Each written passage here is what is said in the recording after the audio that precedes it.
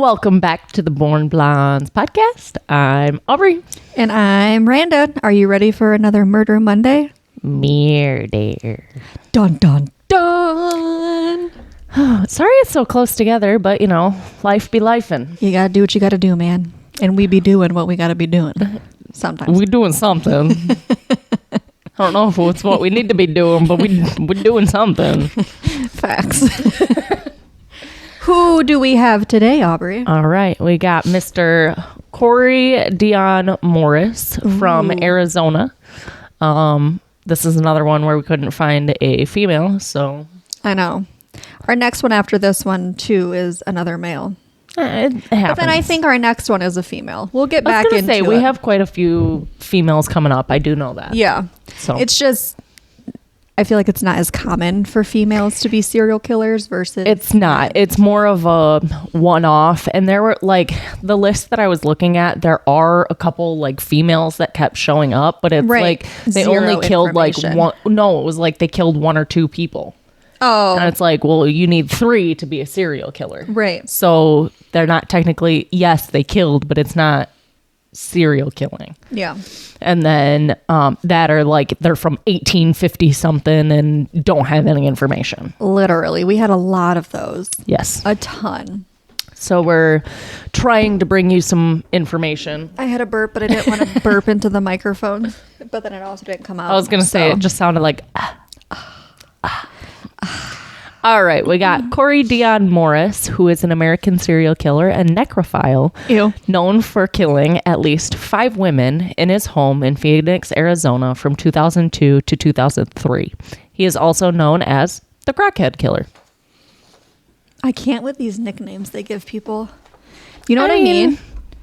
Like our last one was the Butcher Baker. Right. But nowhere did he butcher people. I mean, I think it's more... media doing it just to get people's attention. That's true. That's true. Like, I don't think they're out here naming themselves, or I don't think the police officers are doing it. Like, I think it's a lot of media doing it. Right. Just to get some, like... I don't know. I just type what cover. I don't know. Google tells me. Facts. All right. Cory Deonn Morris was born in Oklahoma City on May 10th, 1978. He was the oldest of 3 children, younger siblings, Candace and Brandon. The only trouble Morris got into as a child involved a BB gun and a streetlight. Assuming he shot the streetlight. I was going to say, I wonder if he just like shot the streetlight or something. Because broke a bulb. Literally. So something minor. Right. I feel like that's not too serious. He attended Douglas High School in Oklahoma City. He was described as a good kid, getting good grades and helping charities by collecting canned goods for the victims of the Oklahoma City bombing. While in college, he attended the Reserve Officers Training Corps programs, also known as ROTC, while aspiring to become a military officer. Every time I see the word corps, I want to say corpse. And I almost did. What I don't understand is, by the sounds of it, like, his upbringing wasn't that bad. Correct. And a lot of the times with these serial killers, like, it almost always starts out with a bad 100%. like childhood. So bad parents or right bullying or... So I guess let's see what went wrong. What took a turn here? Let's see. Something. So when he was 22 years old, he moved to Phoenix, Arizona, but had nowhere to live. So he asked his aunt and uncle, Melva and Ron Willis, if he could put his camper behind their home. They agreed and later stated that Cory only used the camper to sleep in and used their house for everything else. While living in Phoenix, he picked up a job running a karaoke machine at a bar called Fat Cats. Fat Cats was a common hangout for local prostitutes and pimps. His boss always said that Morris arrived early for his shifts, was the last one to leave, and would also help the girls take the trash out at night so they didn't have to. Cory was nicknamed Huggy Bear by his neighbors and coworkers because of his friendly manner. So again, nothing's... So he was definitely described as like a gentleman. Almost like a gentle giant. Literally, because I feel like he Even like the whole taking the trash out at night. I mean, yes, these are like prostitutes and stuff, but also I feel like that's still very nice because you don't know. So what's again, lurking at no night. red flags just yet. So Right. like, what went wrong? These are the ones that scare me. Yeah, because even with researching this, we didn't really find much of anything about his childhood other than he was a good kid. Like literally the only trouble that we have in here of him as a kid is the BB gun and the street light. Other than that, it's like good. Right. It's weird. So scary. All right. Bear with me, y'all. This is a long paragraph. Here we go. Buckle up. Facts. 46-year-old Barbara Codman was walking late at night when she encountered Morris. Codman was recently released from jail and taking medication for her addiction to heroin. I feel like this is going south. Okay. After a conversation, they agreed to go back to Morris's camper to engage in sexual activities. After intercourse, Cory went outside for some fresh air. When he returned, he found Barbara naked on the bed doing drugs and told her when she was finished she needed to leave and went back outside. After several minutes, he went back into the camper and found Barbara on the bed panting and soon collapsed and became unresponsive. Cory attributed Barbara's death as an overdose. For each victim, Morris had two versions of what happened. This was version number 1. In Cory's second version of events, Morris claimed that Barbara asked him to choke her with a necktie during intercourse. He did, and she collapsed and never regained consciousness. I can't. Cory later dragged her body out of the camper on a sleeping bag while keeping some of her belongings, including her underwear, overalls, and purse. Police discovered Barbara's naked, decomposed body on September 11th, 2002 in an alley between East McKinley and west of 9th Street. Police found drag marks from the sidewalk into the alley. That's absolutely fucking disgusting. Yep. Like, I can't. I will say during research... Oh my God. I would say stuff and Randa would just be like, I hate that. Oh, it's coming up. You ready for this? Here we go. This repulsed me. Here we go. And Barbara's body showed skin slippage. This is a visible sign of decomposition that occurs when the epidermis slips away from the dermis. Remember when we were researching this and I was like dermis. I was like having a hard time, but then I was like dermis or epidermis and dermis, and I was like the only thing that slipped away from that was the epi. It's not funny. I'm laughing because I'm uncomfortable. The body showed skin slippage on her inner thighs and breasts. Her head and neck were more decomposed than the rest of her body. Dr. John originally determined that the cause of death was a mixture of morphine and cocaine. During the Do we not have his last name? Was it just Dr. John? All we could find was Dr. John. Oh, okay. Dr. John, man. I guess I forgot that part. Yep. Dr. John so-and-so. During the autopsy, Dr. John was unable to conduct a detailed investigation for trauma in the head and neck region because of the extensive decomposition. Dr. John listed the final manner of death as undetermined because circumstances surrounding the death were suspicious. After police gave Dr. John the transcript of Cory's statement, he said that the death was most likely caused by asphyxia due to ligature strangulation. I'm glad you read that because we learned during research that I can't say asphyxia if I'm looking at the word. Listen, we both have our faults. Fails? Yes. Mm-hmm. Okay, moving on. What she said.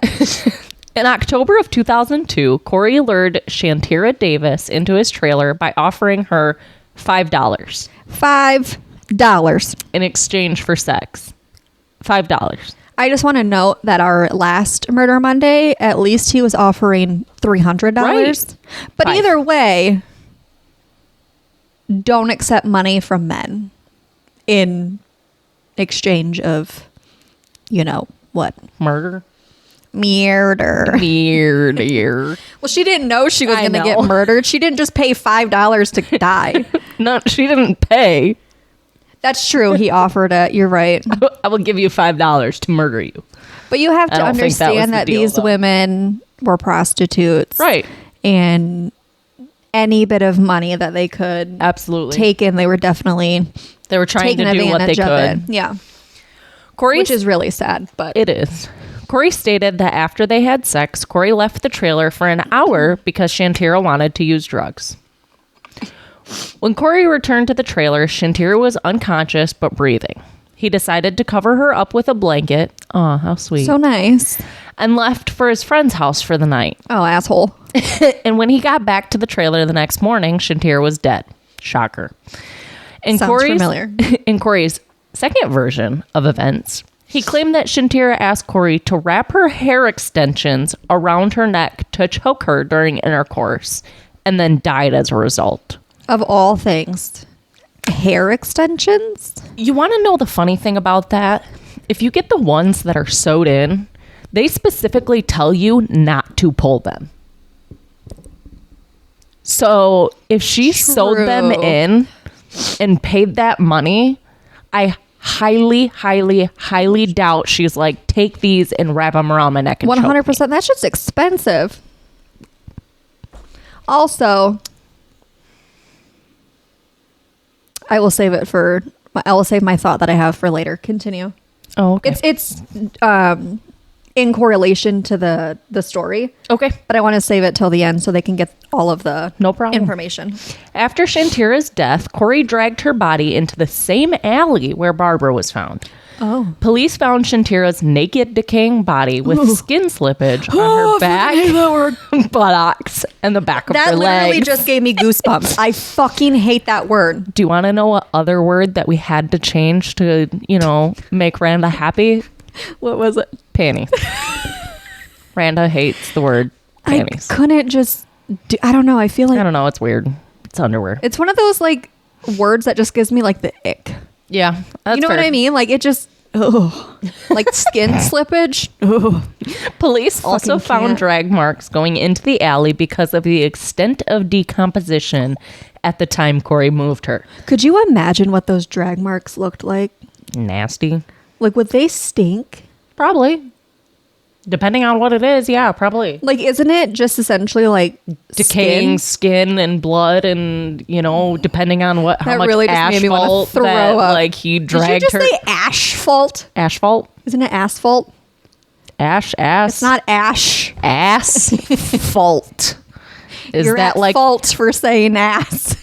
asphalt? Is that like it's your ass's fault that you just had an earthquake in your butt cheeks? Or I wish I could have an earthquake in my butt cheeks. Listen here. Listen. I am so jealous of people right now that could fart. Yeah, girl. What I would do to have a nice ripper.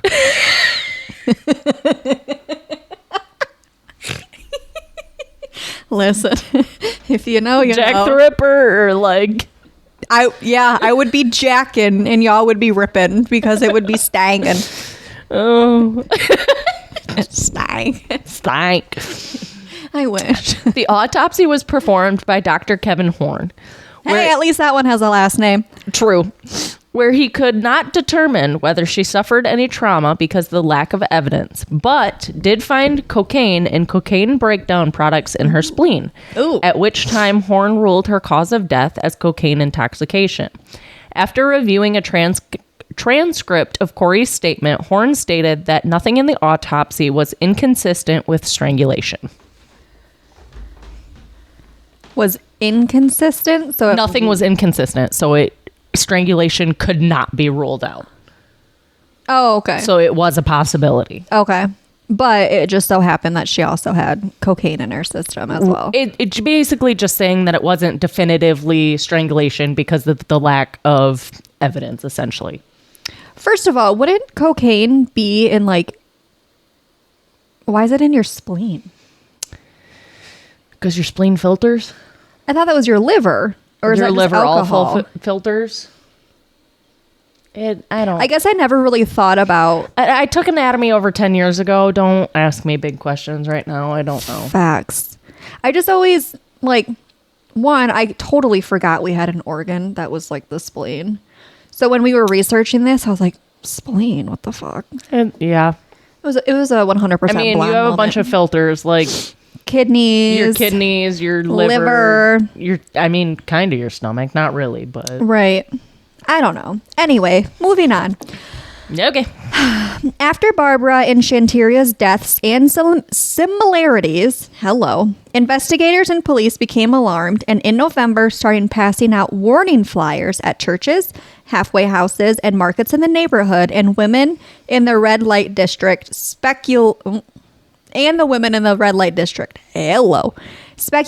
started going around that this could be the work of a serial killer. So because after it was 2 deaths that were basically the same thing, they were like, oh shit. Maybe. Mayday. Just maybe. Which is so weird because I feel like after the first one, you'd be like, oh, okay. Which I guess we were saying earlier that some of the women we found were just one murder. Right. So you can't really suspect that one murder this specific way is going to lead to more. It's hard to put them together when there's only one. Yeah. So I feel like that would be really difficult to be like, oh, this guy's a serial killer when he literally just killed one. But then seeing that he had killed or seeing another body come up in the same way. The more bodies, the more a pattern shows itself. It's just really sad that it has to be multiple bodies in order for them to be like alarmed and be like, oh, this isn't normal. Right. Even the one death isn't normal, you idiot. Right. In February 2003, Cory talked a drunk friend, 34-year-old Jade Velasquez, into coming back to his camper for intercourse. There is conflicting evidence on whether they had sex or not, but Cory claimed that both went to sleep before having... before or after having intercourse. We don't know. Correct. If intercourse... It happened. We just don't know if it was before or after. Right. The next sentence. When they woke up the next morning, Cory realized that Jade was dead, but got ready and left for the day. What? Leaving her in the camper. In Cory's second version of events, Jade asked Cory to choke her with his hands while having intercourse. He agreed, and Jade passed out but never regained consciousness. Cory claimed that because he knew Jade, he put clothes back on her before dragging her to the street because he didn't want to leave her there naked.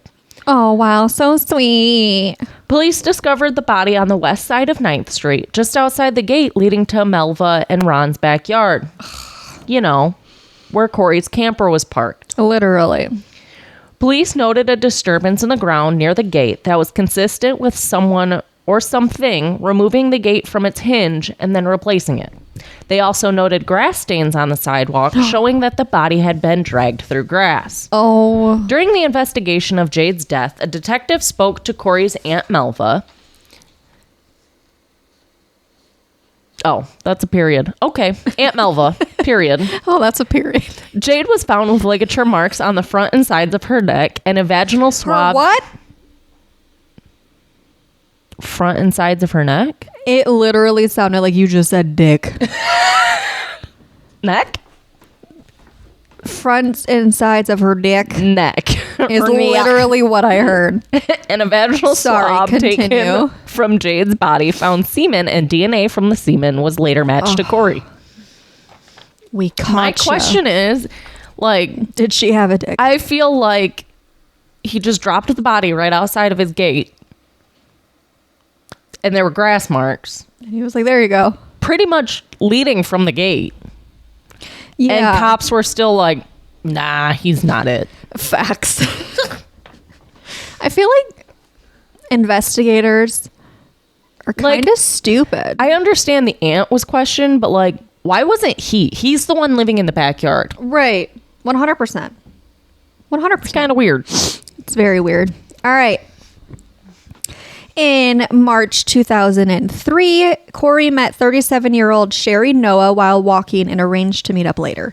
It is noted that Sherry had a mental age of 10 or 11 years old, but was described as a woman who had a great sense of ouch. Of ouch? Can you explain to me what ouch is? I'm sorry. If you don't know, I was just trying to fix my bra and I like snapped it on myself as I was reading. Oh, okay. You're welcome. Great sense of humor, was kind, sensitive, and giving. Cory and Sherry went to Cory's camper and had intercourse. Sounds familiar. Where have I heard this before? Cory said that Sherry wanted to do drugs afterwards, so he left. Upon returning, he found her dead and put a belt around her neck, pulled her body into a sleeping bag, dragged her body outside, and dumped her body next to the neighbor's house. Blame it on the neighbor. Yeah, this was the neighbors doing this. This isn't me. Right. Cory threw away most of Sherry's clothes but kept her shoes. In Cory's second version of events, he stated that Sherry suggested he use the nylon strap from his gin bag to choke her during intercourse. Yes, This let me suggest motherfucker has an MO. While doing this, Sherry's eyes closed, so he stopped, but he noticed that she was no longer breathing. He left the strap on her neck. My question is, if you notice someone's no longer breathing, why aren't you calling 911? Why aren't you starting CPR? 100%. Like, why aren't you asking for help? Like, if you genuinely thought this was an accident or that's what you're going to claim it as. Right. 100%. Whatever. I also feel like if it were an accident, maybe he panicked and was like, oh shit, like I Right. didn't mean to do this. And he's like, I don't want to get in trouble. Like But I don't want to go to jail. Like this was a complete accident. Like I just killed somebody. At the same time, though, you're going to panic, what, 3 times now? That's true. True. He left the strap on her neck and dragged her outside where police found her naked on the west side of 9th Street, roughly 15 to 20 feet where Jade's body was discovered. Huh. Sherry was found with ligature marks on her neck and skin slippage on her inner thighs. Sorry, I can't stand that. Inner thighs, breasts, and hips. Some maggots were also present on her body, and her hand and foot were mummified. Police also noticed that some of her artificial fingernails were broken. Later, police found some of the broken fingernails in Cory's camper, and DNA under her fingernails matched Cory. There was a pair of underwear found in Cory's camper that were Panties. DNA. Stop it. I can't. That were DNA tested, and both Cory's and Sherry's DNA matched. A vaginal swab was taken from Sherry, and the DNA found matched Cory. Sherry's autopsy indicated that she died of ligature strangulation resulting in asphyxia. The toxicology reports also showed cocaine in her system at the time of death. When asking the medical examiner about the extensive skin slippage, I totally spelled slippage wrong here. That's hilarious. Spillage. Skin spillage. Oh my God. On Sherry's thighs, he claimed that an item may have contacted her thighs post-mortem. Right. I wonder what that item could have been. Necrophilia. In early That's where the dick comes in. Oh God, that was bad. Why'd you go there? I should not be allowed to be on a podcast. Anyway. That was awful. I'm so sorry. Listen, I'm not trying to make... Okay, I'm making jokes about this because it's very uncomfortable in order for me to continue on Fair. and like we said in our last podcast, or our last episode, to make it not seem real. Correct. We have to Dissociate. Yes. And that's what I'm doing. I am not trying to, I don't know Take away from any of the victims. 100%. Like this. And we don't find it funny. We find it very sad. It's very tragic. And like I said, in order for me to cope or to deal, I have to make jokes. So I apologize. We dissociate. 100%. In early April 2003, Cory saw 39-year-old Julie Castillo. Not Julia. Yeah, I kept saying Julia. I'm probably going to We also said Castillo, so it's Castillo.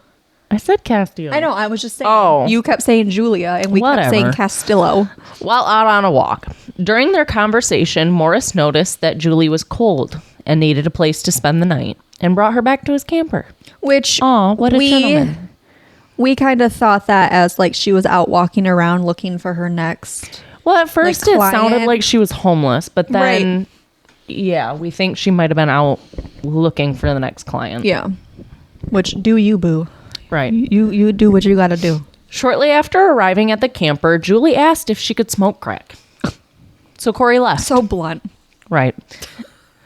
When Cory got back to the camper, he noticed Julie was covered in urine and unconscious on the floor. Oh. Cory took her soiled clothes off and went to bed. But Aw, what a gentleman. When he went to work the next day, and after returning back home, he found Julie dead. Cory stayed in the camper again that night. Hello? Yes, after finding her dead. He slept in the camper. With her dead body. Correct. Oh, okay. Detectives asked Cory whether or not he engaged in necrophilia acts. Cory denied it, but confessed he ejaculated in his sleep, but was facing away from Julie's body. Hey, Randa. That must... Oh, I totally stopped the timer. That must have been the one time that you said Julia, and I literally typed out Julia. Listen. In Cory's second version of events, Cory said that Julie asked him to take his necktie and choke her during intercourse. Upon agreeing, Julie collapsed and never regained consciousness. Julie's body was in the camper for roughly 5 days before it was discovered. But Cory claimed that he hadn't been inside. Motherfucker. 5 Hey, this is still you, days. homie. No, it's not. That's a You're new right. paragraph. You're right. You're right. All right, relax. I mean, I can read more, but like, that's you. That's you, Glenn Coco. That's you. All right. Cory's boss noticed he had a body odor problem for the first time in April 2003. Cory's aunt and uncle Melva and Ron also noticed Cory's body odor was slowly getting worse since he began living next to them 6 months earlier. But Cory blamed his body odor on the heat from walking. Why did I just say it like that? He blamed his body odor on the heat from walking to work. Or is it the heat of the thought that you've already killed 4 fucking people? Literally. On April 12th, 2003, Ron, his uncle, went out to the camper to find Cory, but he smelled a rotting odor and seen flies from inside the camper through an open window. When Ron opened the door and went inside, he saw flies and maggots moving on the floor, where he discovered the decomposing body of Julie Castillo, face down under a blanket on the bed with a Winnie the Pooh necktie around her neck. Not poo. Not poo. Julie's autopsy was performed by Dr. Horn, who determined that she had been... Hey, we met him earlier. We did. Kevin Horn. Not porn. That's who I kept saying when we were researching. Julie's autopsy was performed by Dr. Horn, who determined that she had been dead between 3 to 7 days. I'm just going to let you marinate in that for a minute. I would not like to marinate in that. That was a bad choice of words. Remember, he slept next to that. Ooh. He did marinate in that. And then people wondered where his body odor was coming from. Facts. And the fact that he literally just like got up, got ready for work, and then just left. Went on about his day like nothing fucking happened. That's the scariest part. Yep. Like with all of this and all of these serial killers is literally just going about your day-to-day life like you didn't do anything or none of this happened. Or if you just have a wife or children. Ignore the body that's laying in your bed. Literally. Just crawl on in. Give it a cuddle. Go night-night. Oh, bruh. I can't. I physically am... and hello. I'm unable. I'm unill. I'm unill. I'm unwell. No, I'm definitely ill. I'm just kidding. I'm the illest, y'all. Julie's body had extensive decomposition, so there was no visible evidence of trauma. With the information from detectives, Horn determined that the cause of death was most likely ligature strangulation. Ligature strangulation. Julie had a blood alcohol content of 0.12. Yep. That's how you read that. Content of 0.12, and traces of cocaine were also found. Horn had also found several defects radiating around her anus, Are you so glad that you read measuring second? up to 3/8 of an inch. But he could not determine if it was a result of trauma or decomposition. I am so glad I had the anus one. I offered to let you go first. I love that for me. Dude. There were so many words in this research that just like... It made her ick. It gave me the ick for sure. On April 12th, 2003, which is the same day that Julie's body was found, Cory was arrested while working at the Fat Cat bar. Upon arrest, Cory was found with Barbara's social security card, driver's license, and debit card in his wallet. What an idiot. Because why not ditch the evidence? It's just weird to have it on your person. That is like weird. if you're gonna keep trophies and if you're gonna be a fucking weirdo and like do all of Right. this shit, leave it at your camper, bury it, like Do something don't other just than hold carry it it. on. Yeah, that is so weird to me. Listen. The very nasty, intrusive thought just came through, Oh gosh, and I would love to share it with you. please do. It wouldn't be a Born Blondes podcast unless you. How much you want to bet he carried it so he could take it out and just... Ooh, we'll get there later on of the sniffing Okay, or anyway. smelling. During the Weird. search of Cory's camper, police found hair extensions. Oh. According to former Phoenix police detective Cliff Jewell, Cory did perform necrophilia with some of the victims. Prior to Cory's trial, he declined to participate in a psychological evaluation and IQ testing. Cory was tried for all 5 murders in 2005. I wonder why he denied it. I don't know. Like maybe he didn't want to appear smart. I don't know Because because it said that he typically, got good grades and stuff in school. well, typically if you do the psychological evaluation, it's to deem you like not fit for trial. Like you're insane.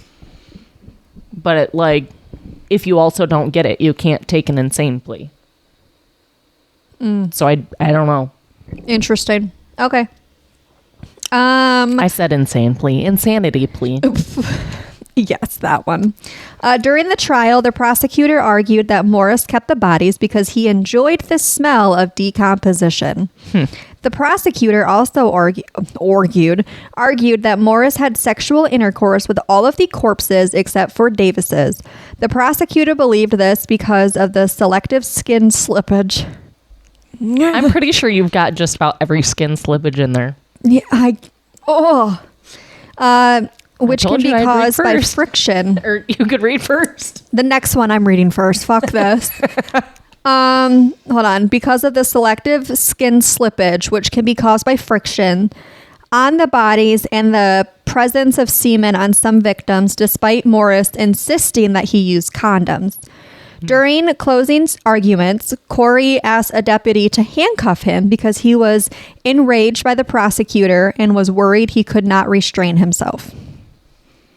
Motherfucker had I feel like at that point you're just like at that point if you are looking at a deputy and telling him to restrain you because or to handcuff you because you can't restrain yourself, Right.